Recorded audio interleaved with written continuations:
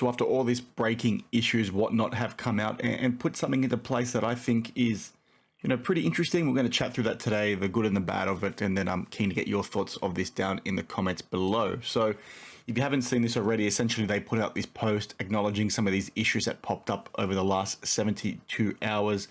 Now, there were a number of issues with some box breakers on their platform, basically scamming customers out of cards. If you're not sure what box breaking is, or you're not sure what the Whatnot issues were, please check out my video from a couple of days ago. That'll give you all the information you need to know now. I'll put it up on screen and then come back and hear my thoughts on this. Now, essentially what Whatnot do is they use the term bad actors, which I thought was pretty interesting because that's not normally something you see from the hobby elite, and Whatnot is obviously the hobby elite given they're a pretty big business within this space. But they also then talk to them wanting to maintain a more robust platform. They want to try and implement certain policies. They want to make this as safe for their customers as possible, which is pretty good. And they've basically come out and said, they're 100% buyer protection, and they've re-acknowledged some of those things. But what they talk to in this post that is new is trying to introduce something known as Whatnot Watch. And what this is, as they say here, is a community pilot program, a moderator program, where individuals can essentially, apply for this thing through the link in their page.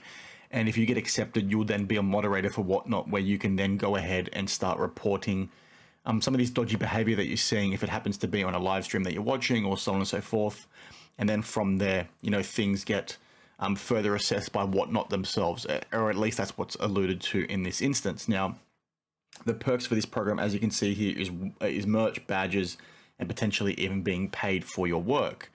Now, this is an interesting one, as I commented on my post here, where it's probably not normally how you see these kinds of issues getting repaired or attempted to be fixed. It just seems to be like a quick fix kind of solution. And some of you might say, well, Daniel, what do you mean by this not normally being how this kind of thing gets fixed? Well, normally you'd expect to have a bit more manual intervention from the business themselves, i.e. Whatnot, because what can often happen with these programs that are community driven is that these businesses will implement them and then sort of ignore it from there on in. They sort of rely on the community moderators to solve the issues.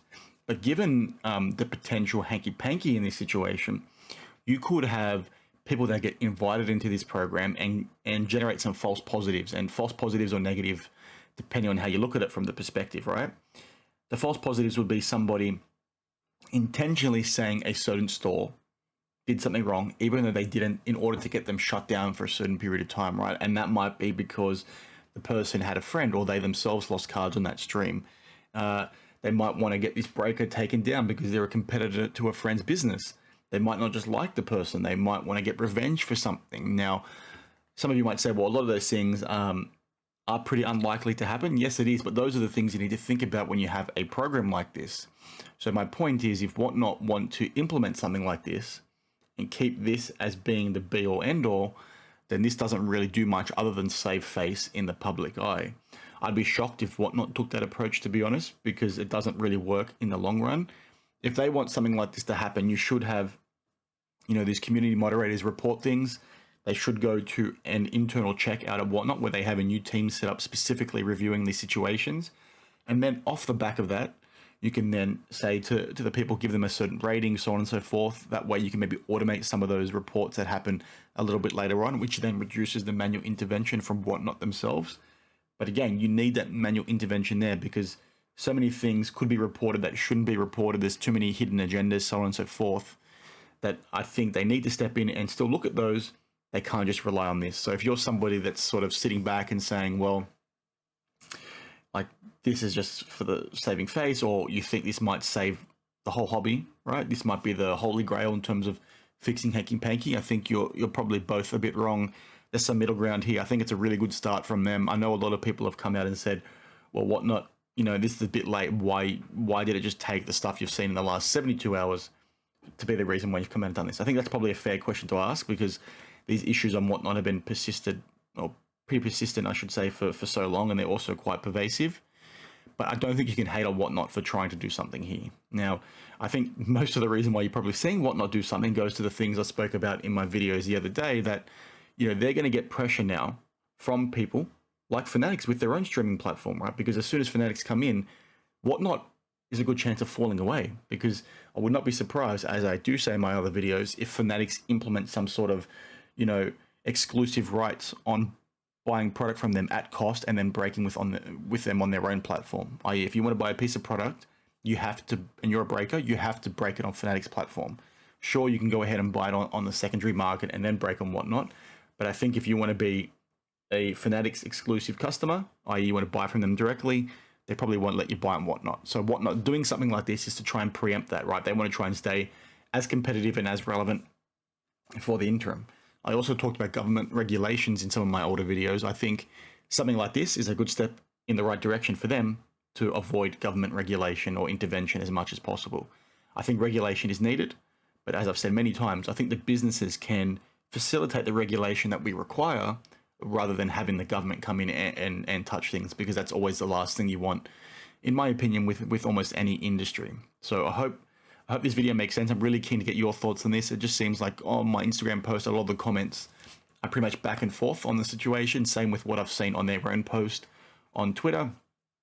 I just thought it was, pretty interesting. I think it can work, but it has to have a lot of involvement from Whatnot themselves. This can't just be something that's purely relied on by the community, because, as we've seen with other things in the past when it comes to other community moderators, whether it be for Twitch or things like eBay or some other things that happen in other industries, it doesn't work that well, because you're always going to get people in there that don't have the right intentions in mind, and they'll do enough just to maintain that certain level of, positive rating that they need in order to stay relevant within the program, but they'll then manipulate things the way you want them to go. And I think it's a little bit ignorant to think something like that won't happen. So I really, really do hope that Whatnot aren't falling into that trap and sitting back and thinking this is going to save us. Or there are people out there that are praising Whatnot to the moon for this. Like, Whatnot should get a lot of praise for trying to make a difference, even though it's almost too little too late.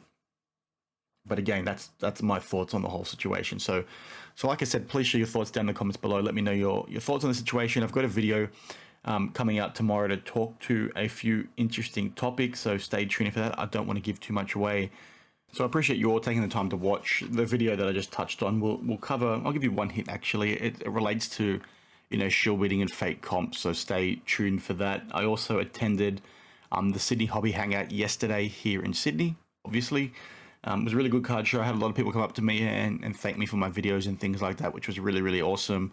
I'm usually a very shy and introverted dude, so it was a bit strange for me, but I did, appreciate talking to you all. Stay tuned, because I'll have a video coming up in the next week or two. There won't be a whole lot of action because I didn't really sell all that much. I might just show a few clips of my table and then talk to my thoughts on, the Australian card scene. So if you are somebody from, overseas, don't let that, concern you or make you think that the video is not worth watching. I think it'd be pretty insightful for you guys to check out the video and hear how things work, at a card show here in Australia. So as always, thank you for watching, and I will see you in the next one. Cheers.